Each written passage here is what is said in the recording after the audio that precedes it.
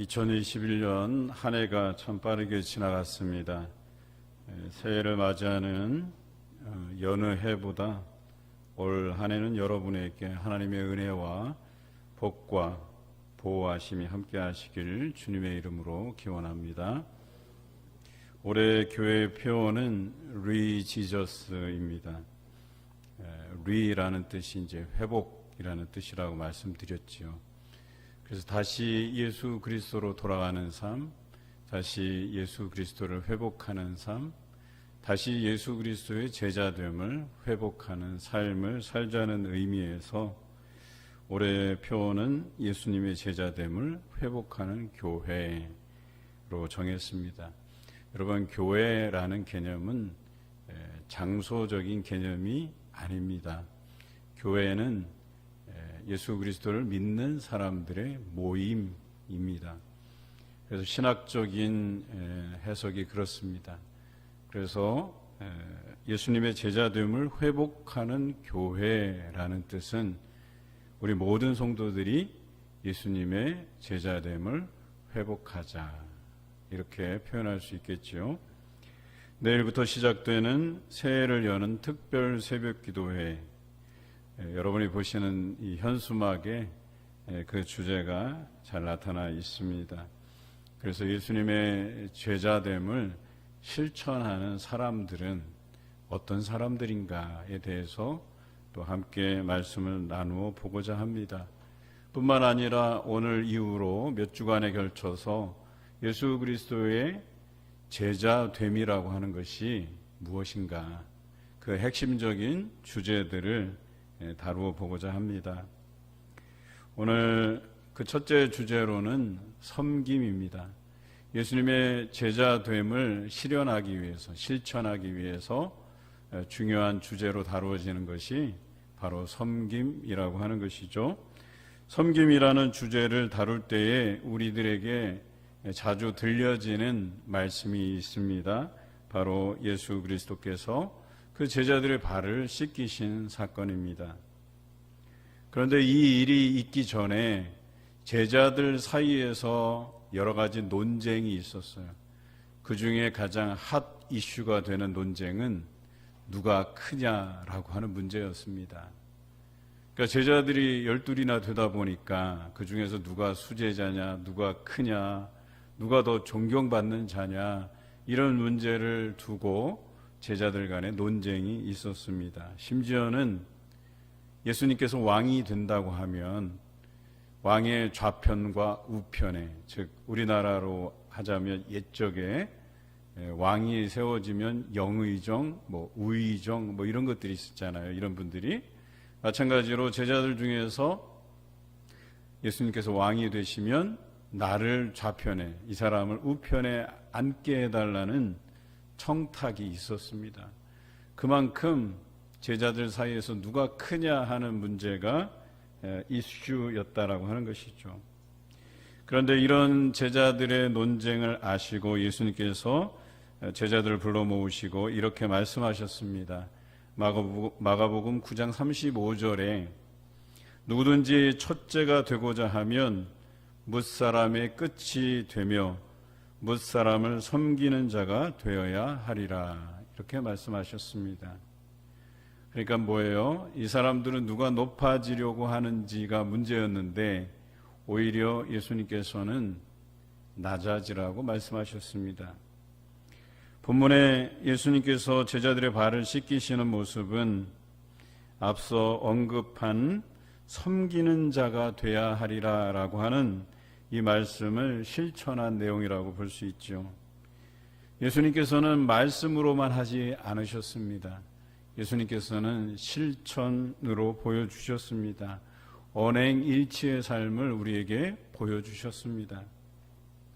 예수님의 섬김이 가져다 준 그 본보기, 그리고 그것이 우리에게 끼치는 유익이 무엇인가를 오늘 이 시간 본문 말씀을 통해서 묵상해 보고자 합니다. 먼저 예수님의 사역을 한마디로 요약하면 하나님 나라의 선포입니다. 예수님께서는 공생애를 시작하면서부터 십자가에 죽기까지 우리에게 하나님 나라를 선포해 가셨습니다. 하나님의 그 통치하심이 하늘에서는 물론 이 땅에서도 이루어지기를 소망하면서 말씀을 선포하셨습니다. 백성들이 그 말씀에 귀 기울여서 회개하고 돌이켜서 하나님께로 돌아오기를, 하나님의 백성이 되기를 원하셨습니다. 그리고 그 사역을 위해서 예수님께서는 오늘 본문 1절에 나와 있는 것처럼 자기 사람들을 사랑하시되 끝까지 사랑하셨다고 기록하고 있습니다.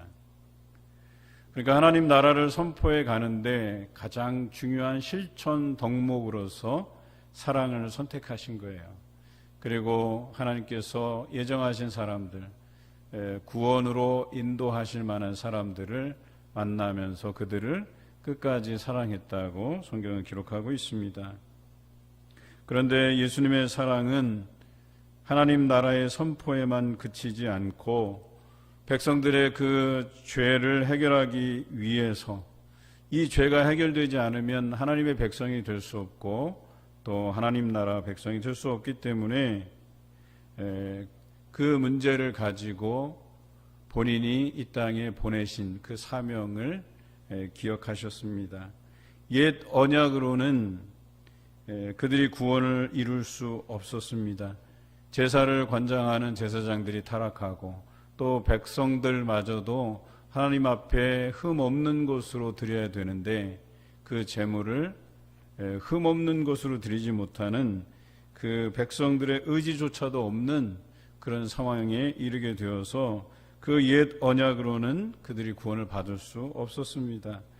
그래서 예수님께서 친히 이 땅에 오셔서 대제사장이 되시고 자신을 어린 양 제물로 드려서 우리의 죄를 대신 짊어지시고 십자가에 죽으시고 또 부활하셨다라고 하는 사실입니다. 이 새 언약을 통해서 예수 그리스도의 이름을 힘입어 구원에 이르게 하셨다는 것입니다. 다시 말해서 사랑하시는데 그냥 하나님 나라를 말씀으로만 선포한 것이 아니라 이들을 사랑하시는데 어디까지 사랑하시느냐? 자신의 목숨을 내어주기까지 우리를 사랑하셨다라고 하는 것이죠. 여러분, 사랑하지 않으면 섬길 수가 없다는 것이에요. 오늘 예수님께서 보여주신 이 제자들의 발을 씻기는 섬김은 사랑에서 비롯된 것입니다. 사랑이 없으면 되지 않는 거예요. 사랑이 없는데 미워하는 감정이 남아있는데 어떻게 우리가 남을 섬길 수 있겠습니까? 만약 사랑하지 않는데 남을 섬긴다고 하는 것은 그냥 거칠애이죠. 모양새만 갖추는 것입니다. 우리는 진실로 사랑해야 됩니다. 그래야 마음을 다해서 상대방을 섬길 수 있는 것입니다. 물론 섬김에는 여러 가지 섬김이 있죠. 내가 관련이 있는 사람, 내가 사랑할 만한 사람은 그래요, 사랑하는 마음을 가지고 섬길 수 있어요.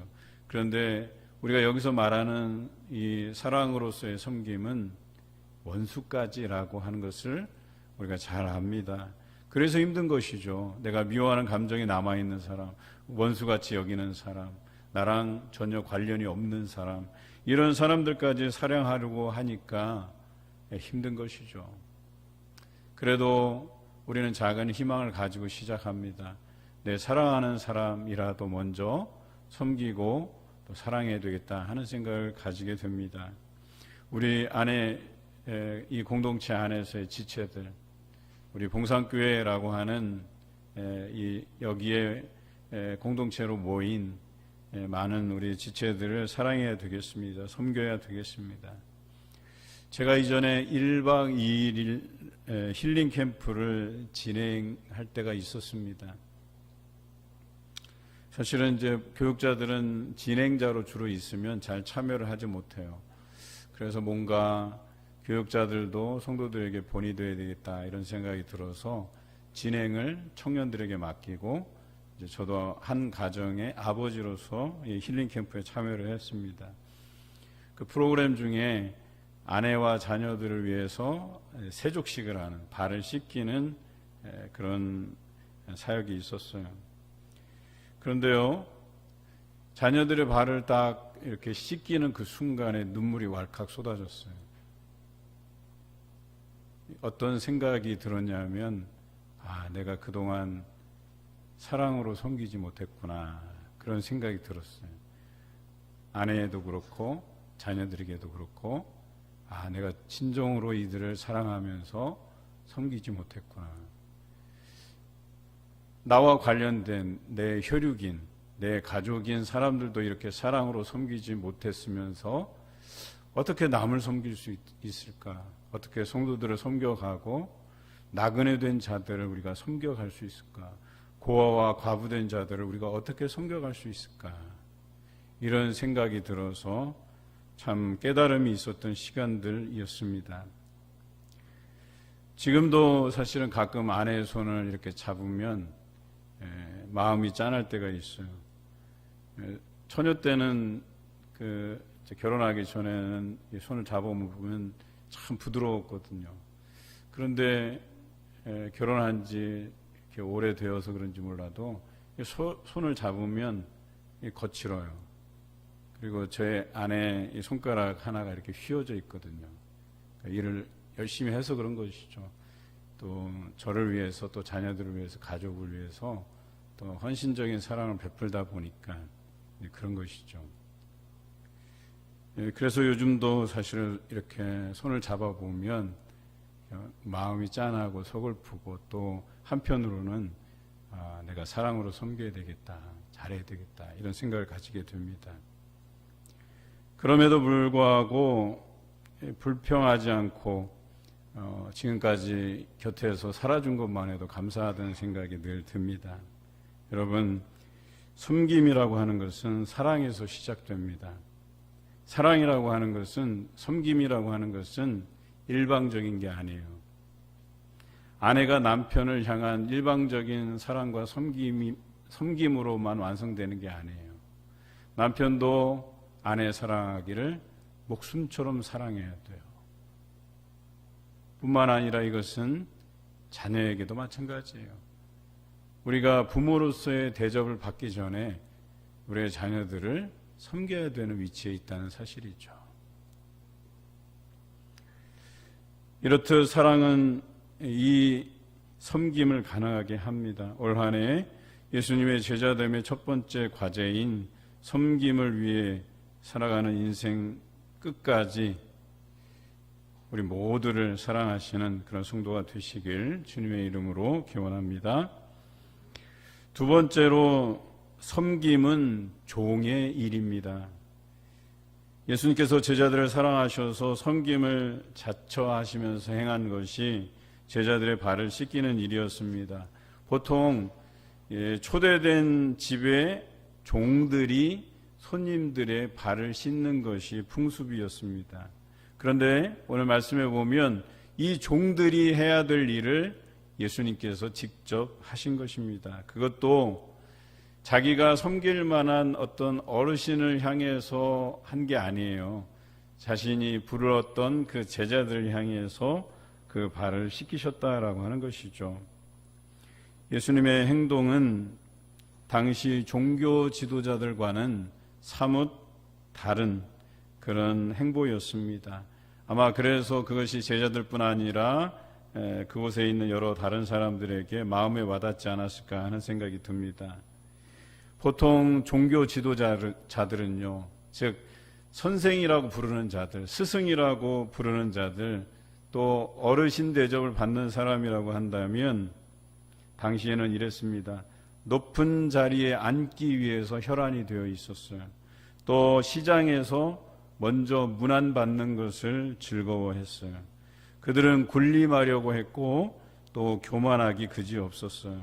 심지어 성경에 보면 과부의 가산을 삼키며 길거리에서 외식하며 기도하기를 즐겨했다라고 기록하고 있어요. 그런데 예수님은 달랐어요. 선생 되신, 스승이 되신 예수님께서는 달랐습니다. 여러분, 예수님은 하나님과 동등하신 분이신데 오히려 이 땅에 오셔서 사람들보다 더 낮은 모습으로 제자들을 섬기셨어요. 종의 일을 하셨다라고 하는 것입니다. 오늘 본문에 언급된 제자는 베드로와 이름은 기록되어 있지만 우리가 잘 아는 가룟 유다입니다. 베드로는 예수님께서 붙잡혀 가실 때에 닭 울기 전에 예수님을 3번이나 부인한 사람이었습니다. 가룟 유다는 예수님을 팔아넘긴 제자였습니다. 이런 파렴치한 이들을 위해서 그것을 다 알고 계시면서도 그 제자들의 발을 씻기셨습니다. 그래도 예수님께서는 베드로가 나중에 회심해서 끝까지 그 목숨이 다할 때까지 이 복음의 일꾼으로 성장해 갈 것을 알고 계셨기 때문에 그에게 섬김의 본을 보여주신 것이죠. 그런데 우리가 11절 말씀에 기록된 것은 이는 자기를 팔자가 누구인지 아심이라 그러므로 다는 깨끗하지 아니하다 하셨다라고 기록하고 있어요. 그러니까 가룟 유다를 향해서 하신 생각이죠. 이는 내가 발을 씻기지만 회심하지 않고 결과적으로 예수님을 배반하고 예수님을 팔아넘기고 그것도 모자라서 잘못을 뉘우치기는커녕 자신의 목숨을 거두는 일로 책임을 회피하는 사람이 되고 맙니다. 깨끗하지 아니한 자라고 말한 것이 그 이유 때문입니다. 그럼에도 불구하고 예수님께서는 그 제자들을 향해서 최선을 다하는 모습을 보여주셨습니다. 여러분, 청개구리 이야기를 아시죠? 이 청개구리는 엄마 말을 참 듣지 않아요. 심지어는 엄마가 뭘 시키면 반대로 행동하는 청개구리였습니다. 그래서 엄마가 죽을 때가 돼서 얘가 양지 바른 곳에 묻게 하기 위해서 반대로 할 거라고 생각하고 물가에다가 무덤을 쓰라 했죠. 그런데 정말로 물가에 무덤을 썼어요. 그래서 비만 오면 엄마 무덤이 떠내려갈까 개굴개굴 운다 해서 청개구리 이야기가 예전부터 많이 회자가 되지 않았습니까? 여러분, 미물이라도 한 번쯤은 어머니 말을 듣습니다. 오늘 예수 그리스도께서 이 땅에서의 사역을 마치고 승천하실 때 우리에게 남기신 유언이 무엇입니까? 땅끝까지 이르러 내 증인이 되라 하셨어요. 내 증인이 되라 함은 하나님 나라를 전파하라는 것이에요. 하나님 나라를 전파함에 있어서 예수 그리스도께서 우리에게 보여주신 그 삶은 사랑으로 섬기는 일이었습니다. 여러분, 이것은요 유언과도 같은 말이에요. 여러분 같으면 부모님께서 유언으로 남기신 말씀들을 가벼이 여기시겠습니까? 그렇지 않죠. 이 땅에서 예수님께서 우리에게 마지막으로 남기신 말씀이에요. 땅끝까지 이르러 내 증인이 되라 하신 말씀과 하나님 나라를 전파하기 위해서 너희가 사랑으로 서로 섬기라는 말씀입니다. 예수님께서 이 말씀을 우리에게 주신 이유는 종으로 섬기라는 말씀이에요. 서로 섬김의 도를 다함으로 낮아지고 겸손해지는 그런 성도가 되시길 주님의 이름으로 기원합니다. 세 번째로 섬김은 관계입니다. 예수님께서 베드로의 그 발을 씻기실 때에 베드로는 반대했어요. 왜냐하면 풍습으로 따지자면 이 집안의 종이 노예가 이렇게 씻겨야 되는데 지금 그런 상황이 아닌 거예요. 그러면 일상적으로 따지자면 제자된 자가 스승의 발을 닦는 게 뭐 당연하죠. 그런데도 불구하고 예수님께서 스승된 자로서 스승으로서의 자리가 아닌 종의 자리에서 베드로의 발을 씻기려고 하니까 베드로는 못하게 한 거예요. 그럴 수 없다는 거예요. 그런데 예수님께서는 베드로에게 이렇게 말씀하십니다. 내가 너를 씻어주지 아니하면 내게 나와 상관이 없다. 너는 나와 상관이 없다. 이렇게 말씀하셨어요. 그러니까 이 섬김이라고 하는 것은 너와 내가 좋은 관계를 유지하기 위한 방편이라고 말씀해 주신 것이죠. 서로 섬기지 않으면 관계가 형성되기가 어렵다는 이야기입니다. 섬김은 관계를 형성하는 데 있어서 가장 기초적인 거예요. 내가 이 사람과 좋은 관계를 유지하고 싶다? 그러면 섬겨야 되는 거예요. 앞서 말씀드린 것처럼 섬김은 종의 일이에요. 낮은 데에서 내가 겸손해져서 그 사람을 섬겨야 된다는 얘기예요. 내가 저 사람보다 더 낮추고 겸손해져서 섬기지 아니하면 관계가 형성되기 어렵다라고 이야기하는 것입니다. 한번 생각해 보세요. 서로 섬기지 않는다면 여러분 관계는 요원한 거예요.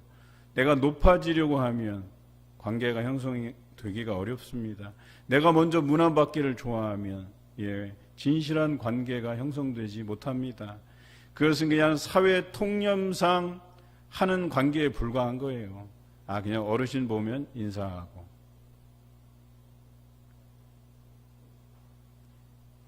우리는 사회 통념을 넘어서야 된다라고 얘기하는 거예요. 높아지려고 하지 말고, 문안받기 좋아하지 말고, 내가 먼저 낮아지고 먼저 인사하고 섬겨야만 진실한 관계가 형성이 된다라고 하는 것입니다. 그리고 그것으로 인해서 존경받게 된다는 것입니다. 여러분, 소통이라는 표현을 많이 쓰시죠. 소통은 말을 많이 해야 이루어지는 것이 아닙니다. 소통은요,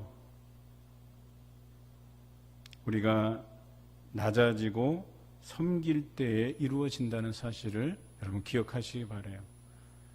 영어로 하자면 understand, understand 잘 아시죠?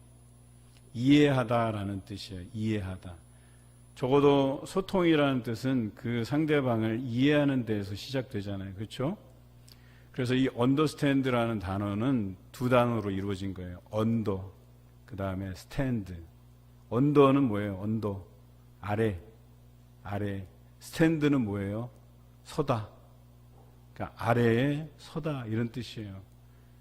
남을 이해하기 위해서는요, 남보다 아래에 서야 된다는 거예요. 나를 낮춰야 된다는 거예요. 나를 겸손하게 낮춰야 된다는 거예요. 그래야지만 남을 이해할 수 있고 소통이 이루어진다라고 이야기하는 거예요. 소통이라고 하는 것은 말을 많이 해야만 되는 게 아니고요.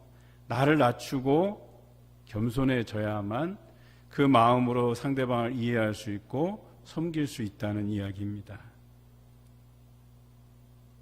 남들보다 낮아지고 겸손해지지 않으면 소통은 요원한 것입니다.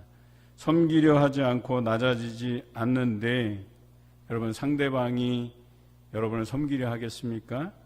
낮아지겠습니까?